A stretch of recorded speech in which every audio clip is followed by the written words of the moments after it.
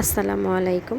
আজকে আমি ঝটপট 10 থেকে 15 মিনিটের মধ্যে একটি সবজি রান্না করে দেখাবো, যেটা সকালে বা বিকেলে রুটির সাথে যে কেউ খেতে পারেন, ছোট বড় সকলের খুব ভালো লাগবে। সাদা রুটি বলেন, পরোটা বলেন, সব রুটির সাথেই ভালো লাগবে। তো আমি আজকে সাদা রুটি করে নিয়েছি। সকাল সকাল উঠে ঝটপট রুটির সাথে এই সবজিটাই করে নিলাম। আর সবজিটা বাসায় যা ছিল তা দিয়েই আজকে আমি করে নিলাম। এখানে আমি মসুর ডাল এবং মুগের ডাল 1 কাপ করে পানিতে ভালো করে ধুয়ে একটু পানিতে ভিজিয়ে নিয়ে এনেছিলাম একটা আলু, অল্প একটু মিষ্টি কুমড়া আর অর্ধেকটা পেঁপে। একটা বড় হাঁড়িতে এখন আমি ডালটা দিয়ে দিয়েছি, 1 কাপ পরিমাণ পানি দিয়ে দিয়েছি এবং লবণ দিয়ে দিলাম।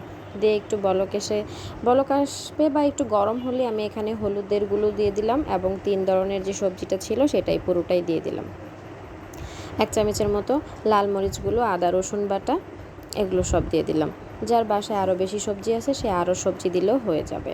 যার যার পছন্দ মতো সবজি অ্যাড করে নিতে পারবেন। প্রায় 4-5 মিনিটের মতো আমি এটাকে ঢেকে এটা ভাপিয়ে নিলাম।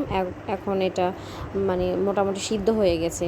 এখন যতটুকু পানি আছে এই পানিটুকু আমি আবারও ঢাকনা দিয়ে ভালো করে এটাকে সিদ্ধ করে নিব। হয়ে যাবে প্রায় 10 মিনিটের মতো।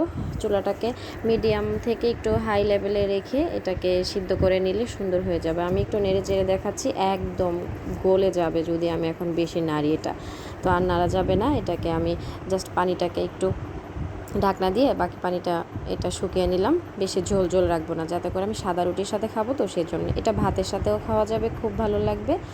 বা এমনিতে যারা শুধু সবজি খায় তারাও এটা খেতে পারবে।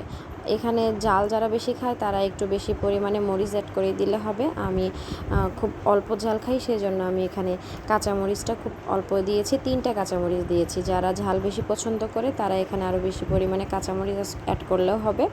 অথবা ওই যেখানে আমি শুকনো মরিচের গুঁড়া লাল মরিচের গুঁড়া যেটা দিয়েছিলাম ওখানে একটু বেশি পরিমাণে দিলেই হবে। এখানে আমি 3-4 কোয়া রসুনের কোয়া এবং একটা মিডিয়াম আকৃতির পেঁয়াজ এবং 3টা মরিচকে সয়াবিন তেলে ভালো করে ভেজে সম্বারার মতো করে এটা আমি সবজিটার উপরে দিয়ে ভালো করে নেড়ে চেড়ে দিলাম। আর এখানে একটু জাস্ট আপনারা কালো জিরা অথবা গরম মশলার যে ওইটা গুঁড়াটা ওইটা ব্যবহার করলেও পারবেন, কিন্তু আমার বাচ্চারা এগুলো খেতে পছন্দ করে না, সেজন্য আমি দিলাম না। আমার সবজিটা পুরোপুরি রেডি হয়ে গেল খাওয়ার জন্য। আমি রুটি করে নিয়ে রুমের মধ্যে এসে দেখলাম কী অবস্থা। আমার 2 মেয়ে পুরো খেলনা দিয়ে বাসাটাকে কি করে রেখেছে।